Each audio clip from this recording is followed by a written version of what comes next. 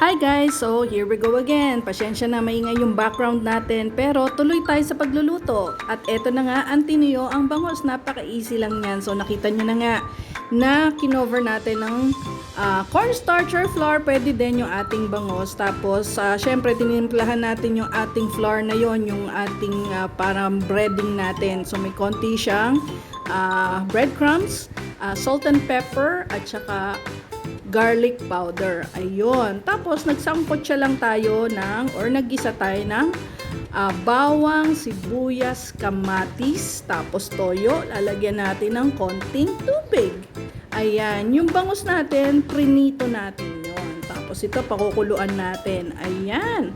Tapos, nagpiga lang tayo ng lemon. Pwede rin naman ng kalamansi. Mag-a-add yan ng mas magandang flavoring. Pwede kayo maglagay ng asukal, nor seasoning, tapos timplahan nyo na yan. Gagawin lang naman natin dyan, pakukuluin lang natin yan. Ngayon, kung hindi ka pa nakapag-subscribe, subscribe na sa My Hope Vlog sa YouTube, and meron din tayo dito sa Facebook and Hope Trinidad. Follow, like, and subscribe. So, yung ating prinitong ulo ng bangus ay ilalagay natin dyan sa ating pinakulong sabaw na timplado na. Ayan. So, kung gusto nyo mas maanghang, maglagay lang kayo ng siling labuyo. Ayan. Tapos, lalagyan natin ng siling berde. Yan. Tapos, pakukuluan pa natin ng konti yan. At, eto na ang resulta. Tada! Ayan, oh.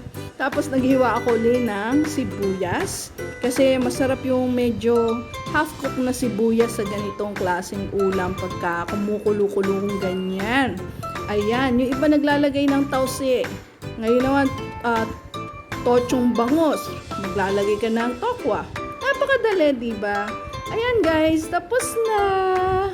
At kaya ikaw, lagi kang manood ng My Hope Vlog. Dito lang lagi sa aking page. Sa YouTube naman, Cooking at Home sa aking playlist. Till next time, bye!